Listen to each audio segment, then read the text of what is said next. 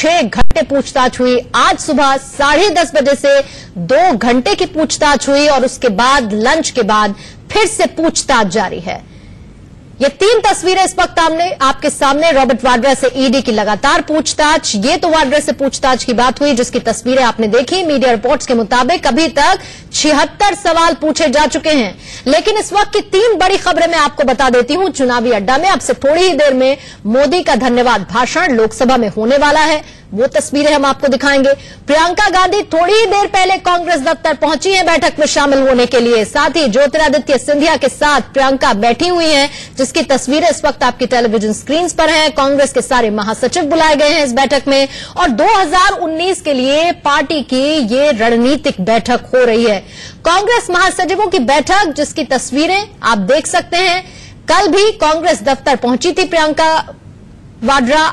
एक तस्वीर आप देख रहे हैं वाड्रा से पूछताछ, आज दिन भर गहन पूछताछ। वहीं दूसरी तरफ कांग्रेस दफ्तर में प्रियंका वाड्रा। ये अहम खबरें हैं जिस पर चुनावी अड्डा में लगातार नजर बनी हुई है। तो कल 6 घंटे, आज लंच से पहले 2 घंटे और लंच के बाद भी पूछताछ। तो ईडी कल से लगातार राहुल गांधी के जीजाजी और प्रियंका गांधी के पति रॉबर्ट वाड्रा से पूछताछ कर रही है। और गांधी परिवार के लिए ये वक्त काफी मुश्किल भरा है, लेकिन इस मुश्किल वक्त में प्रियंका गांधी अपनी कुशलता का कैसा परिचय दे रही हैं, आपको वो जरूर देखना चाहिए।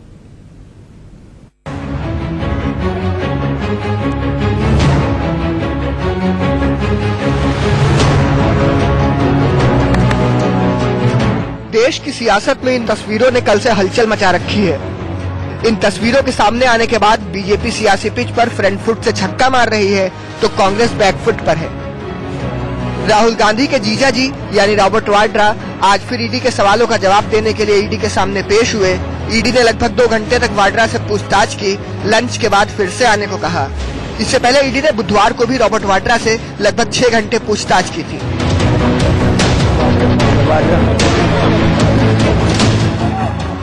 इन सब के बीच 2 तस्वीरें ऐसी भी हैं जो कल सामने तो आई, लेकिन उन पर शायद किसी ने इतना सोचा नहीं। ये तस्वीर है वाड्रा ईडी के सामने हॉट सीट पर, प्रियंका पार्टी दफ्तर में महासचिव की कुर्सी पर। लेकिन दफ्तर पहुंचने से पहले प्रियंका पति को ईडी के दफ्तर में छोड़ आई। मीडिया वालों ने पति को लेकर सवाल पूछा तो जवाब में प्रियंका ने कन्नी नहीं काटा। प्रियंका ने इस पर सफाई भी दी कि वो हर कदम पर पति के साथ हैं। एक पत्नी का अपने पति के लिए मुश्किल वक्त में ऐसा कह भर देना उसे बड़ी ताकत देने के लिए काफी है। इसके बाद दूसरी तस्वीर सामने आई। रॉबर्ट वाड्रा को ईडी ऑफिस छोड़ने के बाद प्रियंका गांधी कांग्रेस महासचिव के अपने कर्तव्य को निभाने पहुंची। प्रियंका ने कांग्रेस के दफ्तर में जाकर अपना कार्यभार भी संभाला। प्रियंका ने अपने और अपने परिवार के मुश्किल वक्त में जिस तरह से अपनी कुशलता का परिचय पेश किया, अब उसका लोहा विपक्षी भी मान रहे। अब देखिए, एक पति होने के नाते प्रियंका वाड्रा उनके साथ गई, इसमें कोई आपत्ति की बात नहीं है और इसमें कोई टिप्पणी करने वाली बात भी नहीं है। लेकिन पूरा परिवार एकजुट है, ये संकेत देकर के अच्छा काम किया है। सियासत के इस युद्ध में अपना वजूद बचाए रखने के लिए प्रियंका ने एक तस्वीर से 2 निशाने साधे हैं। एक और प्रियंका अपने पति रॉबर्ट वाड्रा के साथ कदम से कदम मिलाकर चल रही हैं। दूसरी ओर प्रियंका सियासत की पिच पर सिंपैथी बटोरने की कोशिश में है, क्योंकि अगर रॉबर्ट वाड्रा पर इल्जाम सही साबित होते हैं और उन्हें किसी भी तरह की परेशानियों से गुजरना पड़ा या फिर वाड्रा निर्दोष साबित हुए, तब भी यही कहा जाएगा कि प्रियंका हर कदम पर अपने पति के साथ थी। दूसरी ओर प्रियंका चुनावों का हवाला देकर वाड्रा पर कार्रवाई को बीजेपी की चुनावी साजिश बताकर सिंपैथी भी हासिल कर सकती है। एक बात तो साफ है कि गांधी परिवार के लिए ये वक्त बिल्कुल अनुकूल नहीं। एक और जीजाजी लगातार ईडी ऑफिस में चक्कर लगा रहे हैं, दूसरी ओर बहन प्रियंका मुश्किल वक्त में पति के साथ खड़ी हैं और कांग्रेस के लिए अपने कर्तव्य का निर्वहन कर रही हैं। Bureau report, India news. और इसी पर और ज्यादा बातचीत करने के लिए सीधा रुख कर लेते हैं। मेरे सहयोगी ऐश्वर्या इस वक्त हमारे साथ लाइव जुड़ चुके हैं। ऐश्वर्या, कल पूछताछ हुई, लंच से पहले पूछताछ हुई और लंच के बाद भी लगातार पूछताछ जारी है। ईडी के पास एक लंबी फहरिस्त है सवालों की और उसी की तस्वीर हम देख रहे हैं। रॉबर्ट वाड्रा के पास जवाब बहुत होंगे देने के लिए, लेकिन ईडी के पास भी सवालों की कमी नहीं है। जी बिल्कुल, आप बिल्कुल ठीक कह रहे हैं, क्योंकि कल जिस तरीके से 5.5 से 6 घंटे तक रॉबर्ट वाड्रा ईडी के दफ्तर में रहे और आज भी उनको हाजिर होना था, और आज सुबह लगभग 1 घंटे की देरी से, आज उनको 10:30 बजे करीब हाजिर होना था, लेकिन 1 घंटे की देरी से यानी 11:30 बजे ईडी के दफ्तर रॉबर्ट वाड्रा अपने वकीलों के साथ पहुंचे और उसके बाद लगातार उनसे 2.5 घंटे तक पूछताछ जारी रही।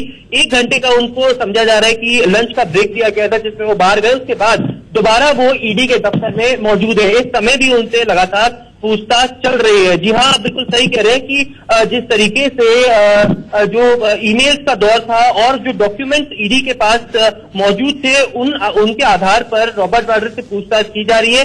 ईडी के सूत्रों के मुताबिक अधिकारी रक्षा सौदों के दलाल संजय भंडारी और उनके सहयोगी मनोज अरोड़ा के बीच हुए मेल की सच्चाई जानने की कोशिश ईडी के 3 ऑफिसर्स उनसे कर रहे हैं। लगातार अभी भी रॉबर्ट वाड्रा इन्फोर्समेंट डायरेक्टरेट के दफ्तर के अंदर इस समय मौजूद है और इस समय 4 बजे के आसपास, लगभग 4 बजे के आसपास केटीएस तुलसी जो उनके वकील हैं वो भी ईडी के अंदर आए और उन्होंने बाहर बयान भी दिया। बयान पे साफ तौर पर कहना था कि ये सिर्फ और सिर्फ एक पॉलिटिकल वेंडेटा है और ये सरकार जबरदस्ती रॉबर्ट वाड्रा को घेरने के लिए कर रही है। लेकिन दूसरी ओर ईडी अपने डॉक्यूमेंट्स के आधार पर उनसे पूछताछ कर रही है और पता लगाने की कोशिश कर रही है कि जिस मनी लॉन्ड्रिंग के मामले में रॉबर्ट वाड्रा के खिलाफ कई सारे जांच के आधार पर उनके पास डॉक्यूमेंट्स आए हैं, जो मेल्स आए हैं, उन पर रॉबर्ट वाड्रा क्या जवाब देते हैं। बिल्कुल, रॉबर्ट वाड्रा क्या जवाब देते हैं? एक तो वकीलों की लंबी लाइन वहां पर लगी हुई है ईडी के दफ्तर में, कई वकीलों की मौजूदगी में सवाल जवाब रॉबर्ट वाड्रा से हो रहे हैं। ऐश्वर्या, क्या आपके पास जानकारी है कि मुख्यतः क्या सवाल,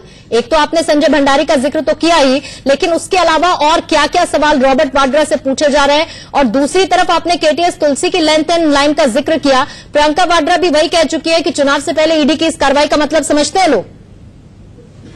जी बिल्कुल, ईडी के सूत्रों से हवाले से ये कहा गया था कि पूछताछ में रॉबर्ट वाड्रा से कुछ सवालों के जवाब, वो कल भी जिस तरीके से कुछ सवालों के जवाब देने से कतरा रहे थे, इन सवालों पर जांच एजेंसियों ने इनसे दोबारा पूछताछ करी। सूत्रों का यह भी कहना था कि अगर जांच एजेंसी वाड्रा के जवाब से संतुष्ट नहीं हुई तो उन्हें हिरासत में लेकर पूछताछ करने की अनुमति मांग सकती है, क्योंकि 16 फरवरी तक वो अभी इंटरिम जमानत पर है और उनको कोई भी किसी भी तरह की गिरफ्तारी नहीं हो सकती है।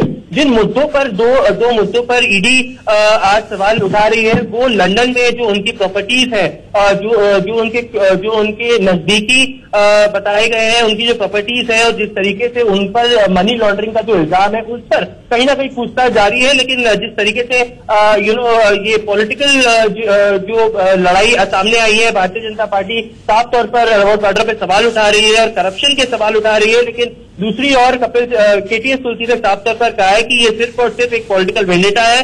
ये डिमीन करने की कोशिश की जा रही है। रॉबर्ट वाड्रा का किसी भी तरीके से विदेशी प्रॉपर्टीज या विदेशी लोगों से संबंध नहीं है। लेकिन रॉबर्ट वाड्रा फिर से एक बार कटघरे के घेरे में खड़े आए, क्योंकि पहले दिन उन्होंने साफ तौर पर बोल दिया था कि वो संजय भंडारी जैसे किसी भी शख्स को नहीं जानते हैं। लेकिन आज जो मेल सामने आए उसमें संजय भंडारी और रॉबर्ट वाड्रा का आपस में बातचीत। ये भी चीज ऐश्वर्या, दूसरी तरफ रॉबर्ट वाड्रा तो ये भी कह चुके हैं कि लंदन में उनकी कोई प्रॉपर्टी नहीं है। बहरहाल लेकिन 16 फरवरी तक की सिर्फ छूट है और उसमें बहुत ज्यादा दिन बचे नहीं है कि सिर्फ 16 फरवरी तक की तारीख, जब तक गिरफ्तारी नहीं हो सकती है रॉबर्ट वाड्रा की।